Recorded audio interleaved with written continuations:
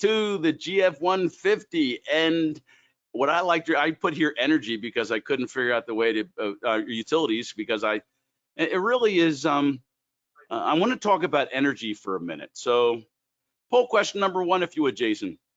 Yes, sir. I want to tell you, Chuck, I just want to throw this out there. Chuck said he used one of the tech bulletins last week from the last webinar last week to troubleshoot a job. Excellent. Thank you, Chuck. Thanks, Chuck. Appreciate that. Thank you, buddy. That's off the wall. Excellent to hear that. All right, bud, here we go. Okay. All right. Launch this bad boy. Do you feel the effects of American? No. Do you feel that electrification of America is feasible?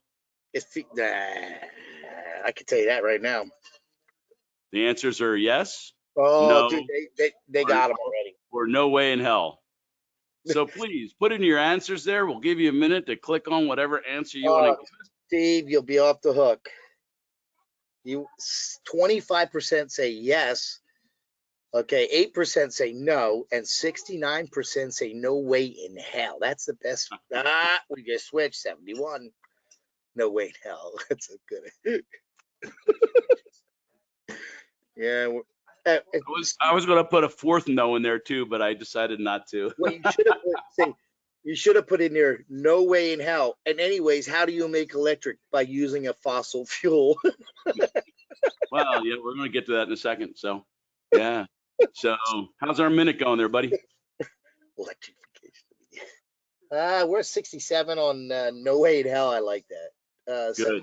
Say no, and 27% say yes. I'd like to know those 27%. 27%. That's good. That's good. So, excellent. You can end that anytime you want to. Okay. So this past week, it was announced in New York State that the New York State has basically outlawed any new gas services after the year of 2026. What you talking about, Willis? That gives us 3 years in the state of New York. They've already announced that they will not run new gas services to any new building in New York City. Long Island is giving you a really hard time and making you wait anywhere from 3 to 6 months for a new gas service to an unsuspecting customer. But I wanted to bring this up to you because it sets a precedent. So the federal court overturned the Berkeley ban on natural gas. Now, I get this information from Hardy. I was going to ask you, where'd you find out that they're not going to run any new gas lines? I don't know, 20 phone calls I've gotten this past week from my customers in New York State.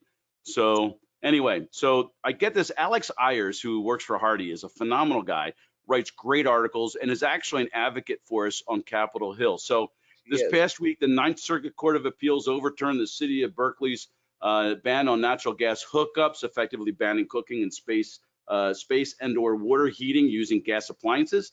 Berkeley was the first municipality to pursue a ban on natural gas appliances by banning gas infrastructure. The court ruled that the ban on gas hookups was effectively a ban on gas appliances, which violates federal law. Now, take that into account for a minute. Now, you may or may not know that 70% of our gas is produced by 35% by natural gas. I think it's 20 by oil, and then wood and or coal. And then after that, you have your solar, your wind, and whatever other fossil fuels are. Oh, atomic. I forgot the atomic fuel. So, and I hate to say this, but, atomic fuel is actually the cleanest and safest out of all of this, but that's besides the point. We're not building new atomic generators, so we don't have to worry about that. So anyway, this case is specific to the city of Berkeley. It will not affect other gas bans across the country, but it does set a precedent for other cases. This is important to understand. This sets a precedence for other cases. In addition, if the city chooses to appeal the decision at the Supreme Court, the decision would have nationwide implications. This is important for us to know that if you're against going 100% electric, and I say this because, I do a lot of Section 8 housing. Think of this. You have to put a heat pump in a building that already has hot water heat for Section 8 housing, and they're going to put it in, and it has to be able to generate heat below 10 degrees, and it has to be at least 160 degrees. So either you have to have a backup boiler or a backup electric boiler, or you have to go with the new style ones that are showing it ish. So where you're looking at $3,000 for a modulating condensing boiler at 60,000 BTU for the least expensive one, you'd be looking at $40,000 to $50,000 for the same size in a heat pump that will give you 160 degree down to 0 degrees outside. This is unbelievable. Now think of the installation cost, and now think Section 8 housing. How long do you think that copper coil outside is going to last? So now let's go on here. Bans on natural gas hookups have largely been enacted by local governments, with about 100 cities enacting them so far. California, New York City, Washington State, all have announced intentions on banning gas appliances, especially home heating appliances. Ooh. While the Biden administration has supported reducing America's use of natural gas, no federal agencies have advanced regulations that would ban stoves, boilers, or furnaces. DOE is currently working on a regulation that would require all future gas furnaces and boilers to be 95% efficient, and Hardy expects that regulation to be finalized later this year. You can see Hardy's comments on the proposal of 95% furnaces and boilers rule here. DOE is also working on guidance for state implementation of the high efficiency electric home rebate program that provides up to $8,000 rebate for replacing a gas furnace with electric heat pump. $8,000 on a $50,000 job on a product that's going to need at least one motherboard in 5 years is nothing. So please, folks, let's just go back to the one thing you said earlier. I'm just going to go back to one thing you said earlier. Where are you going in June? You are going up to bury your father, because in Vermont. Not June, that's May, the end of May, May 31st. The end of May. Or April 31st. I'm sorry, we're April now, April 31st. So you're going up to bury your father. April, May. No, May 31st, yeah. In a state that is cold. And I'm going to tell you, being a Daikin trainer before, you're going to have issues with those. You're going to need a fossil fuel backup. There's no way you're going to, in those cold temperatures, you're going to need a backup. Jason, I don't care who you are. Jason, hold your roll there for a minute. Isn't that what you say to me? Hold your roll. ISH, the International Sanitation and Heating Convention that was held in March in Germany, the largest heating and plumbing show in the world. Every boiler manufacturer, it didn't have their boilers out front. They all had their heat pumps out front, and they were not running the refrigerant we use today, the refrigerant we're going to be using in totally different. So I can tell you the refrigerant's flammable. I can tell you that they will produce 150 degree heat down to -10 outside. And I can tell you without a doubt that you're going to be spending 10 times more for the product for an equal size boiler.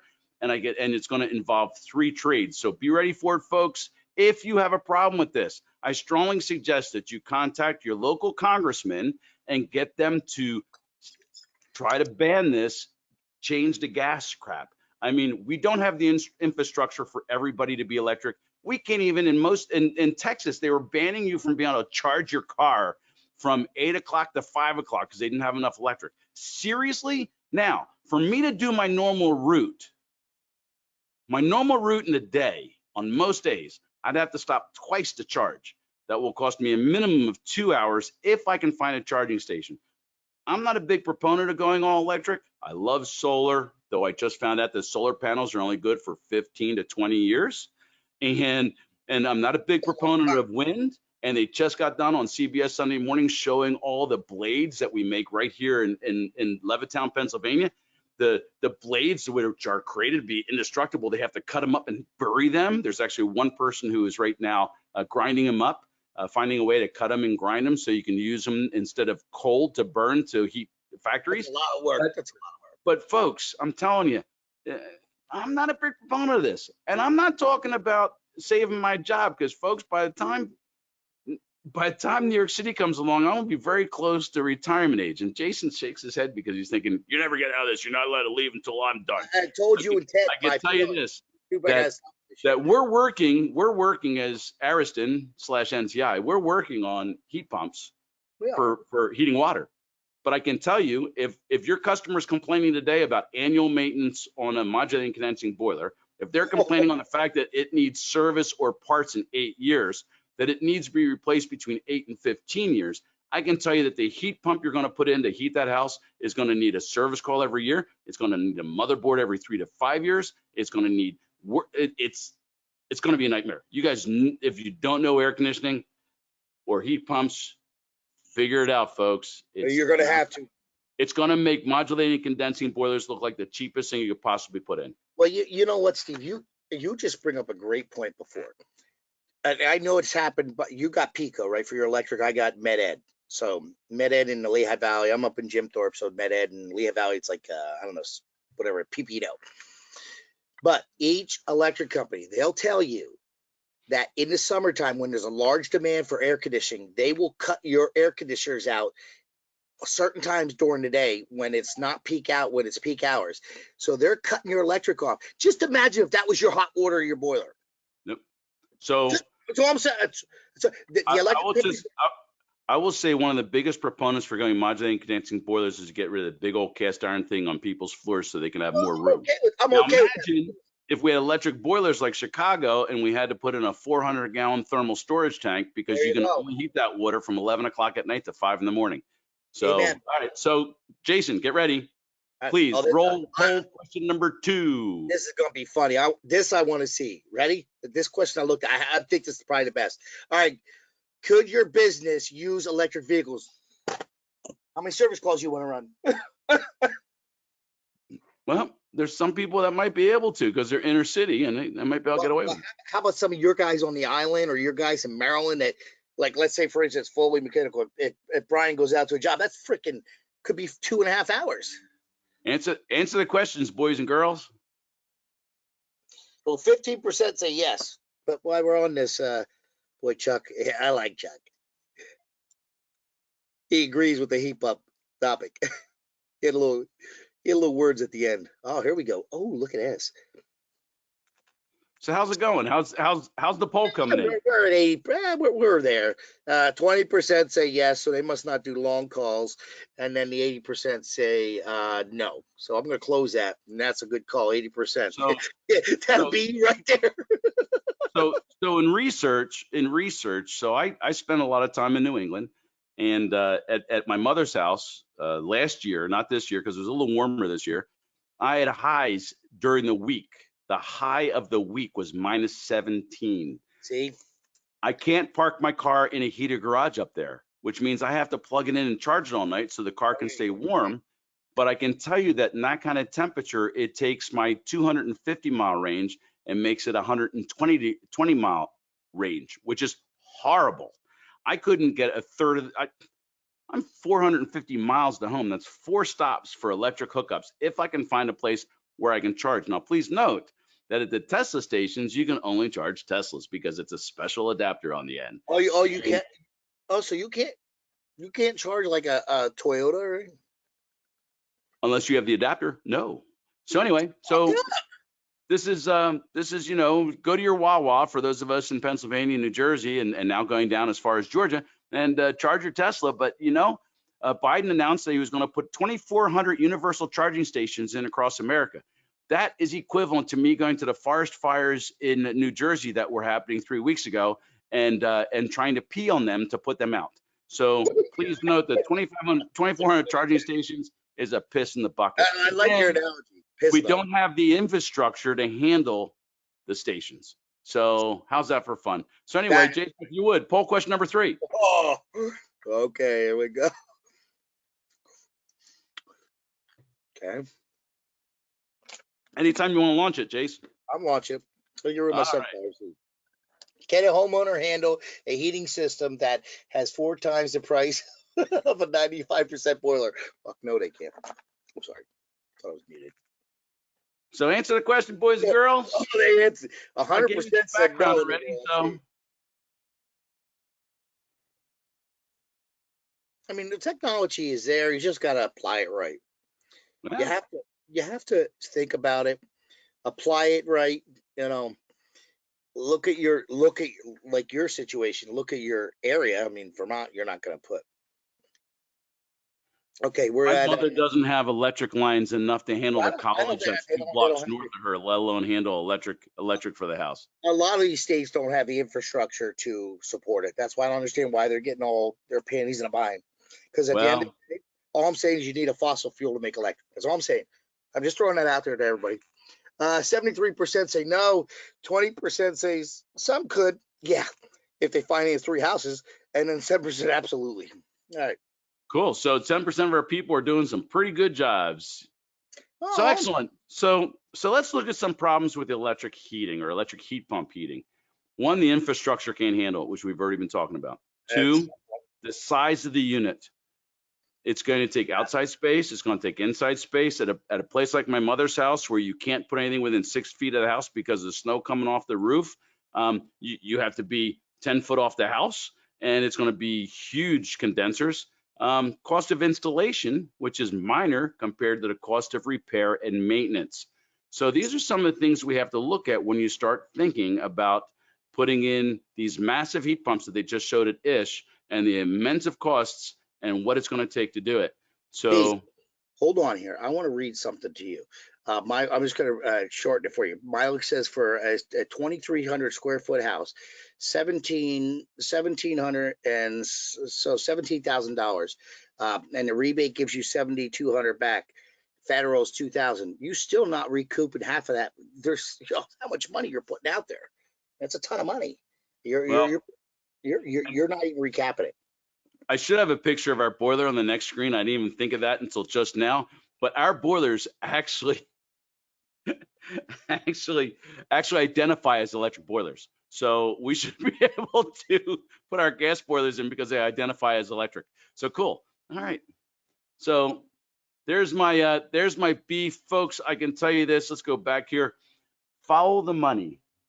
The congressmen who are pushing for the electric, I assume, are the same congressmen who are in the 3 states that are banning the earliest: Massachusetts, California, and New York State. These are the people that are following the money, the Well, I people that thought are trying Vermont to was in there. I thought Vermont was no, in there. these are the people that are trying to ban fossil fuel in the house. They start with natural gas and they're going to continue on to oil and coal and wood, and they're just going to get rid of all this. So please, folks, this is not a problem that I'm having. We're in a replacement market. This is a problem we have. So please make sure you call your congressman, make your statement, try to tell them, hey, we don't know where you're coming from because we can't handle this crap, then follow the money. That's all I can say. So now, let's get on to what I wanted to talk about tonight. That was one of them because I have a real hot nut about electrification. I really do. Why? Oh, by the way, You do have a problem with this. This is I, like that little thorn in your finger, like it's pissing you I off. will I will tell you why I have a problem with it. Oh, you and gas adaptive. You and that and gas adaptive. You love gas adaptive. You get me all excited about that. This is why I have a problem with electrification. I'm looking at retiring in the next 5 to 10 years. And I'll be looking at a new boiler at my retirement home in 15 to 20 years. I'll have a very limited income, and I don't know if I want to spend $250,000 to put a heat pump in the place by that point. So that's where my problem comes in. And I think about my mother's house, I got the same problem. So anyway, on we go. Let's talk about the GF150, the combination gas fired condensing combi boiler with a space heating fan coil. Isn't that cool? Love it. That's you're combining 2 fuel sources for 2 applications. Love it. Love it. This is not meant to be. This is meant to be an initiation webinar. I did that wrong. This is not meant to replace an installation class. So please make sure if you want to put in the GF150 that you go to an installation class. This is meant to be. I put the word not in there. I'm sorry, I copied the wrong thing. This is meant to be an initiation webinar into this unit. So before the GF150, if you wanted to use a boiler and an air handler, we put a 4-row coil in it. We did all the piping. We put controls in to handle it. We did relays and switches, and we turned shit on and off, and we tried to make it all work. This is very common in some areas. I never knew that, but this is a very common way to do it. But now you can put that all in one place with the GF150. We're using the TRX 150 Combi, which is Wi-Fi compatible. It's the Combi boiler. That's the engine of this thing. And we're putting it on an air handler with a 4-row coil and a variable speed Dexstar blower, which is absolutely amazing. It's a furnace. It's a boiler, it's a water heater, and as Jason likes to say, it's a game changer. Ted loves this unit. I wish he was on board right now. He'll be in shortly to answer any application questions. He's the #1 user of GF150s in North America. He is, and you know what? A lot of his contract, not just throwing it out there, Uncle Steve, because you like to educate everybody. So what his contractors, they have a lot of these in the high-end condos, and what they're doing is they're doing smart because they're looking at the system. They put water filters on, like Axiom filters. They're doing all that. Well, You gotta treat this like a boiler, but an air handler at the same time. So this is the game changer. Uncle Steve hit that right on it. This is the freaking game changer. Product overview, the GF150, it replaces 3 appliances. It replaces your water heater, your boiler, and your air handler. It's 1 gas line, 1 electric for 3 appliances. Full range modulation on the blower and full range modulation from 15 to 150,000 BTU on the combi boiler. And in the future, adjustable remotely through NTI Net. Jason, this is the beginning of the webinar, so there's a lot to come. Okay. Ixnay on the comment day. So anyway, space saving compared to a traditional boiler, air handler, and a tank. So here's the GF150, has reversible piping, of course. It uses the power of the hydronic combi boiler that's been very successful for us. It has built-in Wi-Fi, has a built-in expansion tank that will handle the boiler and the coil. This is important to keep in mind for a minute because we'll get to more of it in a second, right? So it's a true closed loop hydro air system, domestic hot water brazed through a brazed plate heat exchanger, meaning it's a boiler that makes hot water heating, not hot water, not a hot water heater that makes boiler water. Easy connections, added flexibility for additional hydronic zones like baseboard or radiant or all the above. It qualifies for larger rebates because it is a 95% boiler on an air handler. So it does give you a lot more flexibility there. And there's no need for an added flow sensor or Oh, my good golly, Ted Lowe, you made it. I made it. There he is. Hi. Infamous. I made it. So cool. All right. So We're just going over to GF150, Uncle Teddy. I recognize it. Ted knows because we've already talked today. So if you have a height problem, this top section is removable. It is capable to have your return either on either side, back or bottom. Nice. It's better than a 2-stage high efficient furnace, 2 stages being on and off where we're full modulation rate. We'll look here at the output. So for the hydronic output, this says it's capable to 120,000. I can tell you while it's doing heat, you'll only get another 40,000 BTU out for additional zones. Forced air, you can do up to 80,000 BTU. Domestic hot water, it gives you a full 150,000 BTU, which relates to us in a 70-degree rise to 4.1 gallon per minute. So very, very, very good item as far as that's concerned. It handles all your domestic and hot water needs as long as you don't need to supply something like a 6 shower head shower and a 120-gallon Whirlpool. You'll never do those, folks. You're back to using an indirect water heater. But if you have a standard house with standard shower heads, 3 bathrooms, with standard shower heads, you have 0 problems using this combi boiler for that. The GF can also do, as I mentioned earlier, additional hydronics, meaning it can handle radiant basements, it can handle radiant garages, it can, you could probably even do snow melt off it. We haven't even played with that yet. It can handle baseboards, it can handle unit heaters. I mean, to give you 40,000 BTU worth of heat on the additional out to the system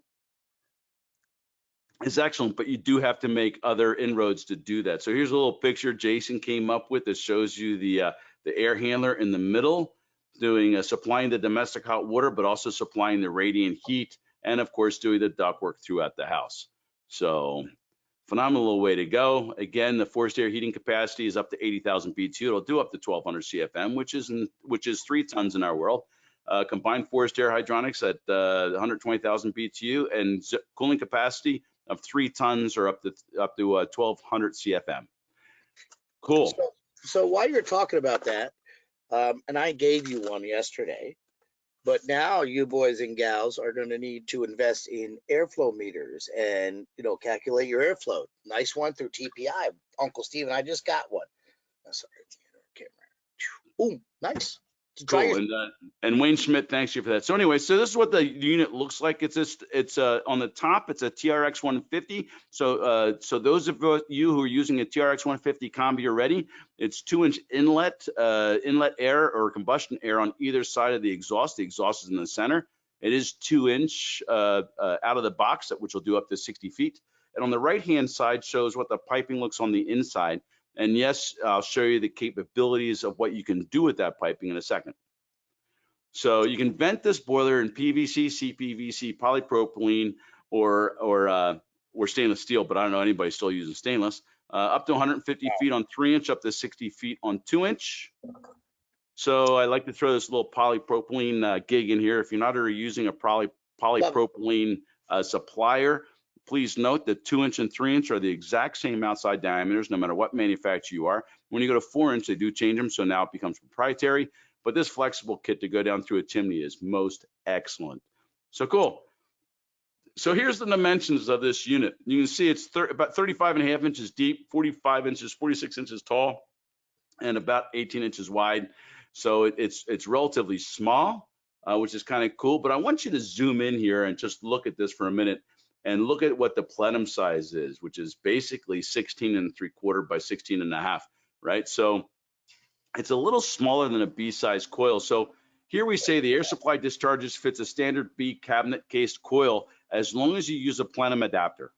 And it's not much of a plenum adapter. It's a few inches increased, you know. So we're working on the accessory to give you a straight up, so it'd be centered coil.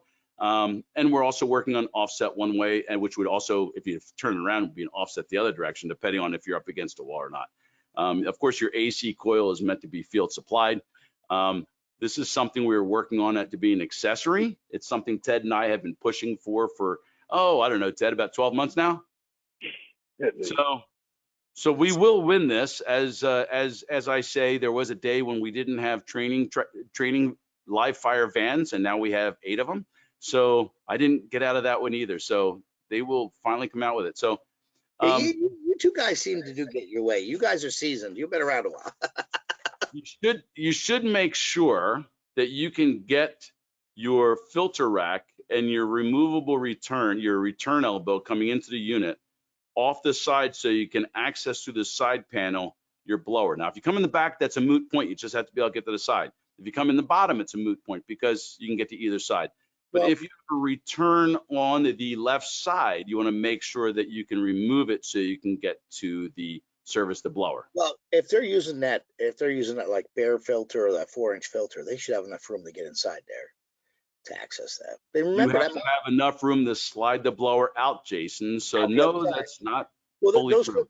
Those filters come off real easy. You know what I mean? I know, but you have to be able to get that elbow off too.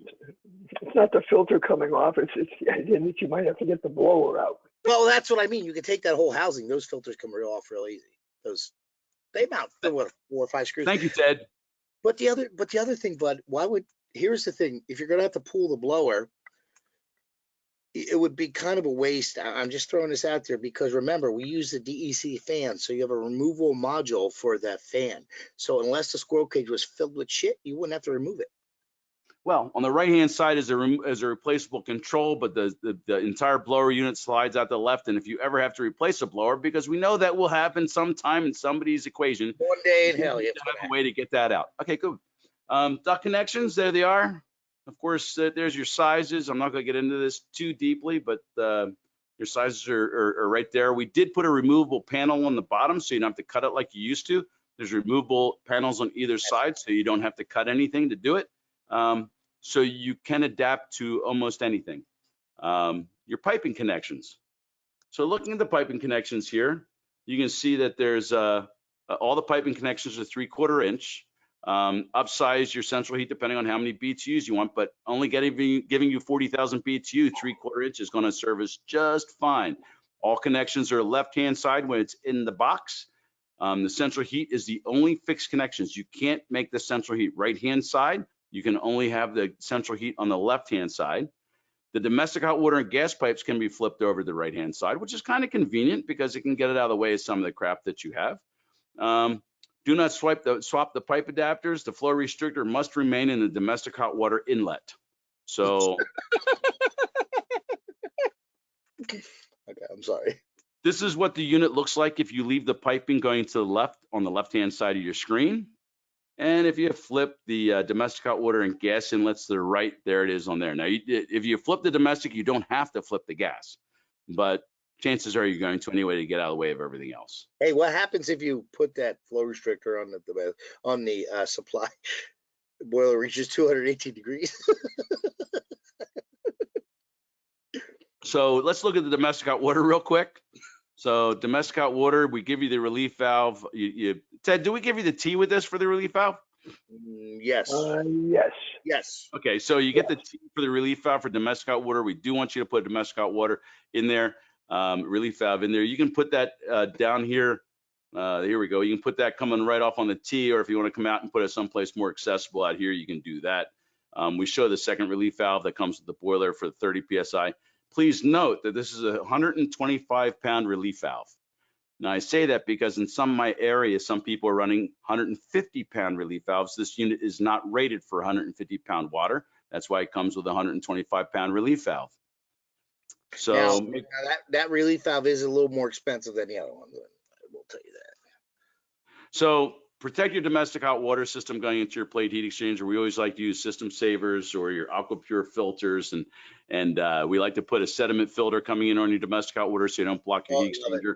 I actually had a couple jobs last year where coming in on the water service, it actually looked like diatomaceous earth coming in.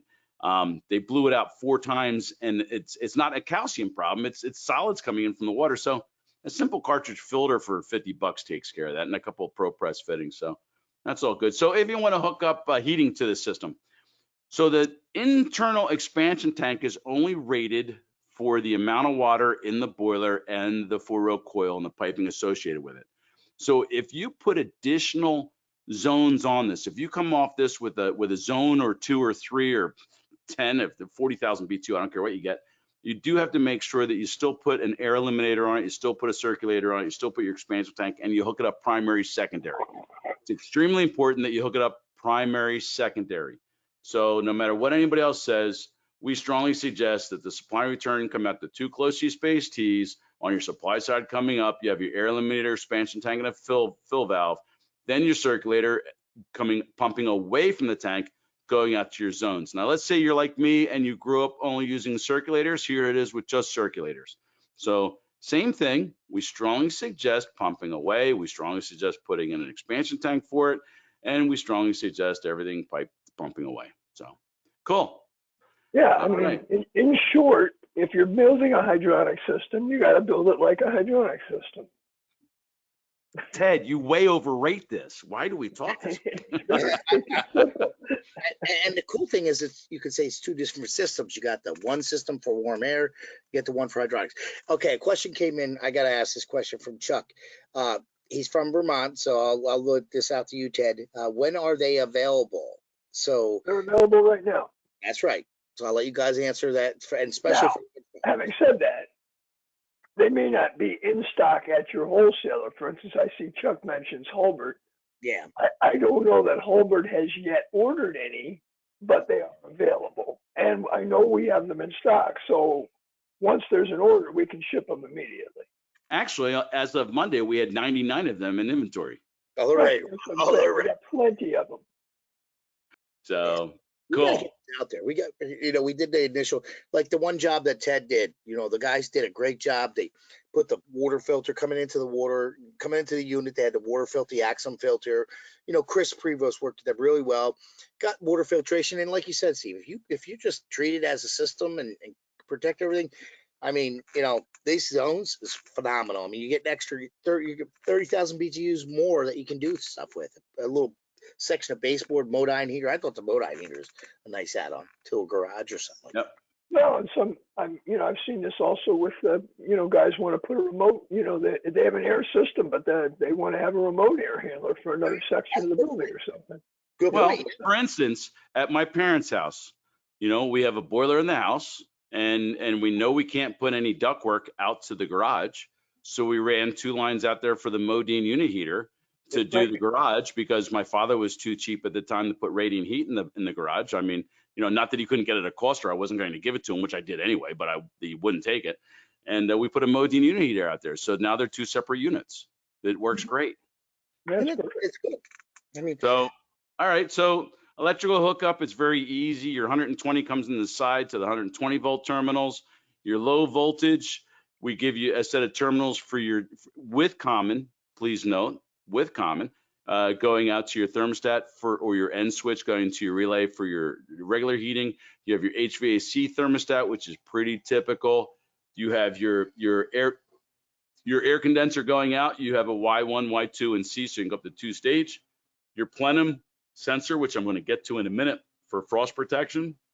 Outdoor sensor, an independent 24-volt supply going out to whatever you want, and your humidifier output. So to turn your humidifier on and off. So your freeze protection, this is extremely important. And Ted and I have run into this where people have been, we want your duct coil on the supply going out of the unit so you can't freeze the hydronic coil inside. But so if your duct coil is running or your A coil is running, we want to make sure that our 4-row coil can't get too cold. So we give you a sensor to tap into the plenum right here. So you can see it's right below that additional space that we give you above the 4-row coil, that removable piece of plenum, and that frost protection sensor goes right here. Yeah, there's a little knockout. You'll see it. So you take the knockout out, you wire it into the block where I showed you. The plenum sensor is supplied in the kit box and installed correctly. You fix it to the plenum, yada, yada, yada, yada, yada. So failure to do this could cause your duct coil to freeze and split and also void your warranty. So please, folks, make sure you use the plenum sensors. It's something that maybe we've skipped in the past, but we want you to use in the future because it's going to save your units. So well, in the past, we had a different setup. We had a YC connection, so the fan couldn't, so the compressor couldn't run if the fan wasn't running. Unfortunately, the reality of the situation is people don't like to read the instructions, and we saw a number of frozen coils. So this is a much simpler deal. Knockout on either side. You put the sensor in, wire it back, and there's a spot for it. There's a spot for it. So yeah, you're not drilling. It's there. You pull the tab out, and there's very easy to do. So all right, so connecting the condensate, I just wanted to show you what the inside of the unit looks like. I thought that was a beautiful picture of this unit. Looking underneath, it's a standard TX150 one combi. We give you a flex pipe to run your condensate off. Please use it. You can see the gas pipe there. That's the one that's silver. Yes, that's the gas line. And of course, then you have all your other lines coming in for your supply and return, your hot and cold for your domestic. So thanks for watching the video today. If you'd like to check out more videos, see the link below. Don't forget to like, share, and subscribe to our channel for all the future updates. And also check us out on Facebook, LinkedIn, and Instagram.